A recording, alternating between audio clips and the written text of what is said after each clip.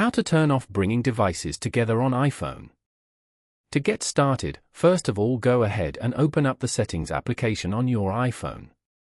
Once you're here, scroll down until you find the General option and tap on it. Inside the General menu, scroll down and tap on AirDrop. You are now in the AirDrop settings page.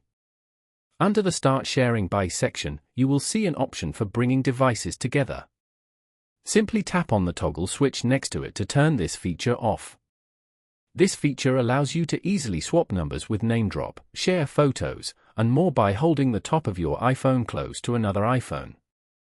This way, you get more control over your experience with the device and how you use it. Following these steps, you can easily turn off bringing devices together on an iPhone. Thank you for watching. Please leave a like if this tutorial helped you, or leave a comment below if you have any questions related to the video.